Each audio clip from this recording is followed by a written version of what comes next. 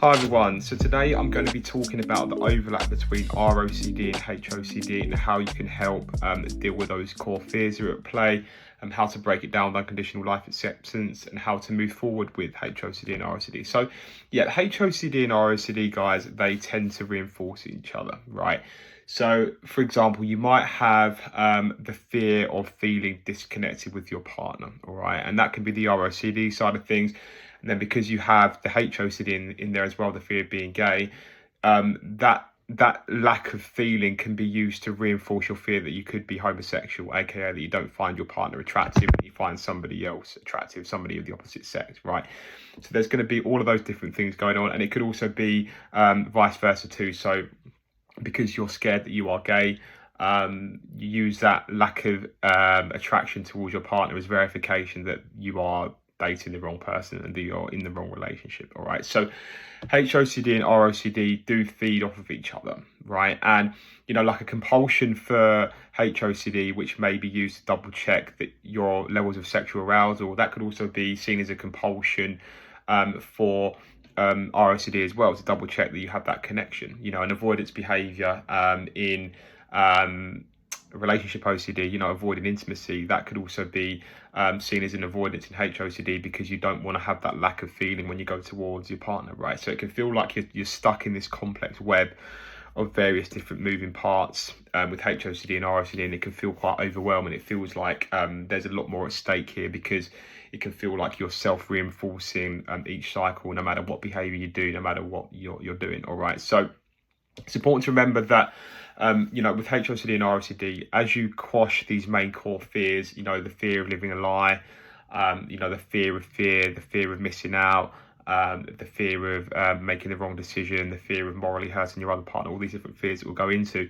As you quash, those core fears, what you see is you'll see progress across both HOCD and ROCD, all right? Because, it's like killing two birds with one stone in many ways, okay? So, yeah, like I said, with HOCD and ROCD, the main fear here is that you are living a lie, all right? And with that, you are going to feel like a complete fraud. You're going to feel like you're faking it. You're going to feel like you're going against your will. It's going to feel like that you're just in the relationship for the sake of it. And with this fear of living a lie, it's important to remember that the society thinks that living a lie can be such a bad thing, and of course there can be some disadvantages to living a lie. We've also got to remember that actually living a lie can have some benefits to us. For example, I remember a time where with my last job, and I called in sick when I was hungover. Right, I wasn't actually sick, I was hungover, but it was in my best interest to lie there, because I'm not going to be completely honest and say, look, I was hungover, I missed work, because that means I could get sacked, right? So it's important to see that living a lie isn't this inherently bad thing, and we've got to try and make peace with that. It's not the problem of living a lie, it's our perspective about living a lie, right? And that comes in with the moral aspect too, right? So it's like, if I'm living a lie, then I'm wasting my partner's time, I'm such a bad person, right? But again, you've got to remember that when you're stuck with HOCD and ROCD, you are going to feel completely disconnected, and that you are just being this fraud, and you have to try and get comfortable with that. And if you don't realize it, then you're going to risk losing the relationship, because you've got ROCD and HOCD playing away. If you're not comfortable living that lie, then you could actually run the risk of losing that good relationship, because OCD is in the mix there. So yeah, it's getting comfortable with that, changing your perspectives about living a lie. The moral aspects, again, it's not inherently a bad thing to like waste someone's time, all right? Because what is wasting time? It's like wasting money. You could always waste money on something else, right?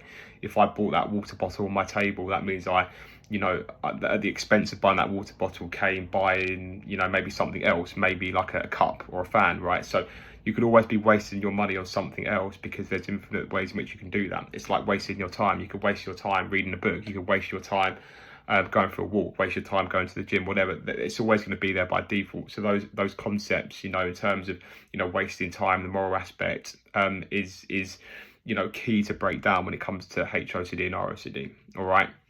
So yeah, with HOCD and ROCD, you need to get comfortable with that, like I said, but you've also got to realize that there is going to be a big fear of losing the relationship here, and a big fear of loss, a big fear of rejection. What if I break up with my partner? What if I make them upset? What if my partner's family think badly of me? What if I end up just being alone and I never find that same partner? And what you'll find is, because you maybe once valued the relationship a lot, OCD will really dig its heels in there and try and make it pull away from you. All right. And you got to be aware that the OCD is going to try and do that. And like I said, it's important that you do try and stay in the relationship, even when you do have all of these, fears going on, the fear of rejection, the fear of loss, fear of living a lie. But it's important to remember that if the relationship did come to an end, that you would be okay, right? That the fact that, human beings do come into this world alone, we do die alone, and people without relationships can actually make the most of their life without having a relationship, because there's many positives that come from that. You could say there's more time for yourself, more freedom. You're less, maybe save some more money because you're not spending as much money on your partner and all these different things. So you've got to also make peace with that fear of loss of the relationship as well, because you're putting it on that pedestal. That's why it's going for that, right? So, in HOCD and ROCD, there's going to be numerous compulsions, all right? So, for example, maybe you might engage in compulsive sex because you want to feel that right way. You want to feel connected. You want to get that verification that you're straight. You might, keep saying I love you, compulsively text them saying I love you.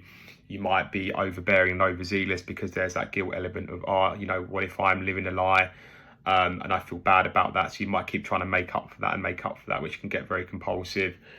You might be like really affectionate with them and all these different things. You can be compulsive in that manner. And then as well, what you might do is you can go the other way too. And what happens is you might avoid them, right? So because you don't want to confront that fear of not feeling attraction or connection, you might pull away from the partner. You might, withdraw from them a little bit. You might not be very affectionate. Any sort of opportunities to compliment them, you might not do that. So there might be that avoidance going on as well. And what you'll find is, like, when you're on the journey, there's going to be moments when you're being more compulsive than others, and there's going to be moments where you're avoiding more than others, right? So it's very much navigating it on a moment by moment basis. If you feel like you're being too compulsive, especially with intimacy, to get that verification, then you can pull away.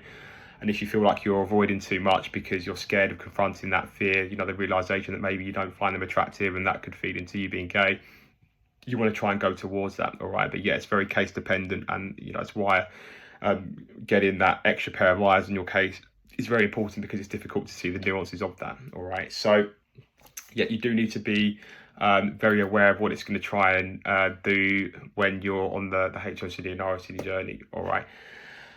Also with HOCD and ROCD, what's also going to be really useful is shame attacks, right? Because you have that feeling of shame. What if I'm being deceitful? What if I'm living a lie? And that sort of guilt and shame feeling that can come with that.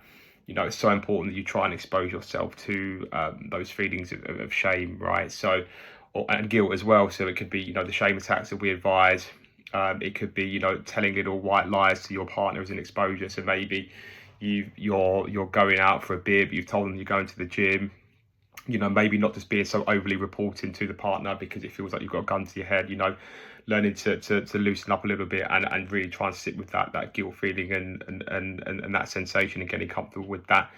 That's also things you can do. Again, it's very nuanced and more specific on a case-by-case basis, but it's very important to see that. And then, of course, there's ROCD. There's fear in the mix as well. What if I spend my life in the wrong relationship forever? What if I miss out on another life that I could have had because I'm with the wrong partner?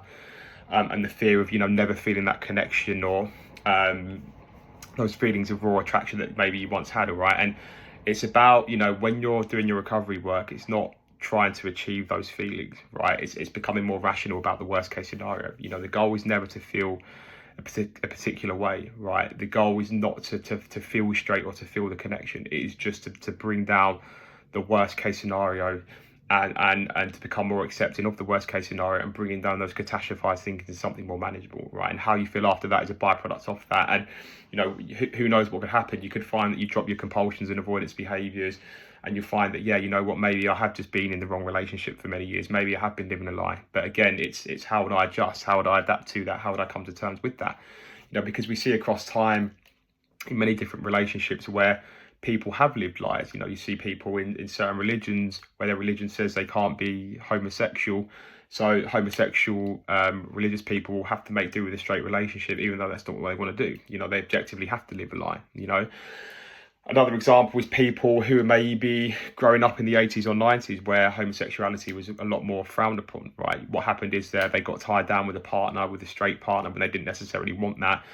And they've gone past the point of no return where they've had kids and had a family. And then because of how long they've been together, they don't want to actually leave the partner because they don't want to not see their children. So there's some people in just fake relationships, gay people in straight relationships, just because of those reasons, emanating from the past, the past eras of times gone by, because of the rigid belief systems that they had around that. So again, there are lots of real world use cases in which this does happen. So, seeing that, would it really be so awful if I did live a lie, if I was with the wrong partner, if I did date the wrong sex? Again, it's not the fatal thing that our brain makes it out to be, right? Because we've got to see that relationships are a part of life and not life itself, as is sexuality, right? So there's lots of other areas in our life, relationships, physical health, family, traveling. Yeah, of course, relationships and sexual preferences are part of that.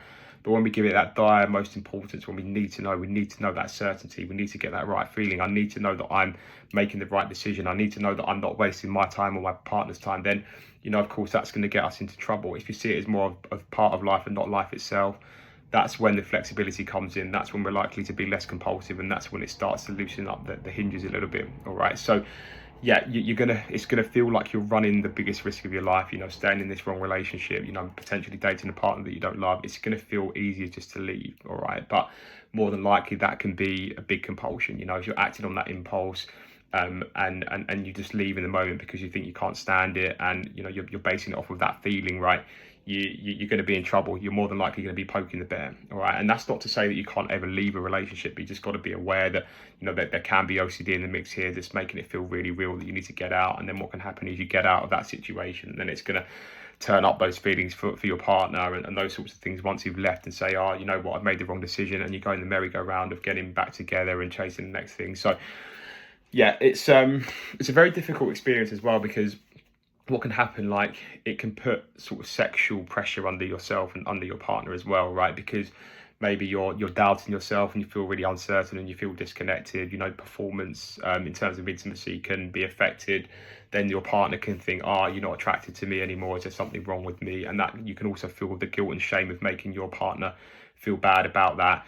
And yeah, in those moments it can feel very distressing, because you don't feel so aroused, and it feels like you're living your worst nightmare, and then you try harder in many ways, and that actually puts more pressure on yourself. That means the performance gets even worse, and the partner gets even more upset because they think that they're not arousing you, and all these different things. So that will really compound and be there. But in those moments when that does happen, it's so important that you do try and go towards that you don't avoid. See if you can compromise, see if you can find a way around it, and find another way to please your partner, or just to improvise, because otherwise your partner's going to get sad and annoyed, and maybe they want to leave the relationship because they're not getting their end of the deal, right? So again, it's about seeing how you can improvise and adapt. And of course, you can tell your partner what you're going through, of course, not compulsively and not from a reassurance standpoint. But if your partner starts picking up on these things, you can just say, hey, look, I'm going through XYZ right now, I feel a bit uncertain and whatever, and this is just something that I'm dealing with, I'm going to try and push through. And that's all you need to do. You don't need to keep telling them about it or whatever. You just need to try and do that. All right. And like I said, it's going to be very dependent on a case-by-case basis. Some people that I work with, they're very compulsive about sex because they want to get that right feeling, so they maybe overdo that, and they need to refrain from that because it's being used as a compulsion to get certainty about their sexuality. But there's also people that feel quite bad and they want to pull away from that because they don't want to realise their worst fear maybe coming true in those intimate moments. So that's when you can also go towards that, all right? But either way, still fulfilling your end of the deal in that relationship is still going to be important, all right? So yeah, you've got to be aware with HOCD and ROCD how it's intertwining and interjecting, all right? And of course, the unconditional self and life acceptance of yourself is also going to be important. So I know we've looked at other things in terms of the partner, but accepting yourself, even if you was like in this wrong relationship, even if you was dating somebody of the wrong sex, like even if you were wasting your time currently in this relationship, okay, all of those different various angles will have to be picked apart. There's feelings of shame and guilt that also come around there that needs to be broken down with unconditional life acceptance. So Yeah, there's so many different ways in which ROCD and HOCD can really feed off of each other. But it's important to go back to the basics, right? What am I scared of? How can I stop contributing to that cycle with compulsions or avoidance behaviours? How can I become more rational about the worst case scenario? And yeah, taking it day by day, making sure that even when your body's screaming at you to sort of leave the relationship, making sure that you try and do the best you can to just give it a bit of time to see how it goes. Because there's going to be a lot of letting nature take its course in many ways here. You've got to remember the goal isn't to feel straight, the goal isn't to feel connected, the goal is to become more rational about the worst case scenarios. And it's also important to remember that you don't just necessarily have to base it off that feeling as well. The relationship that you're currently with the other person, it might actually have more pros and cons, feelings aside. Maybe you've got a house together, maybe you've got kids together, maybe you've got a pet together, maybe you've got a good combination of monetary income. So rather than just looking at the feelings as well, you can also see that, yeah, maybe this has more pros and cons anyway, and not necessarily basing it off of that feeling, because with OCD, of course, feelings are very subjective, they're fleeting. People who've been in relationships for 30 to 40 years aren't feeling madly in love. More than likely after about a year, the honeymoon phase very much ends and people don't just pack it in, right? They stay in the relationship. So, it's good for building that frustration tolerance, staying in the relationship, seeing other areas in your life in which you can build that, whether it's through exercise, whether it's through doing more work, because that's going to tie in with how you're dealing with this discomfort of living the lie. All right. Okay. And another just perspective here as well is like living a lie. Well, is anybody like living the truth? Let's put the shoe on the other foot. Does somebody live the absolute truth with their partner in every moment? More than likely not. Otherwise, the partner or the guy would be confessing every thought they had about another woman in the relationship, and all those other interactions that they might have had with other people, they'd be confessing it 24/7 by default, because they'd have to live the truth. And would that be productive for the relationship? No. A lot of the time, it's actually beneficial to keep certain bits of information to ourselves because it serves us. We have to be a bit selfish at times as well, right? And a good example I like to give is sometimes you might see a partner in a dress and they ask you, how's the dress looking? And you might say, yeah, it looks really nice, even though you don't like the dress. You're not going to say, oh, it looks disgusting, because it's just not going to benefit you or the relationship, right? So there are going to be times when you are running the risk of living the lie there and concealing information from your partner and serving your own interests, and that's going to feel very selfish. But you've got to remember that that's partly what's required for recovery here.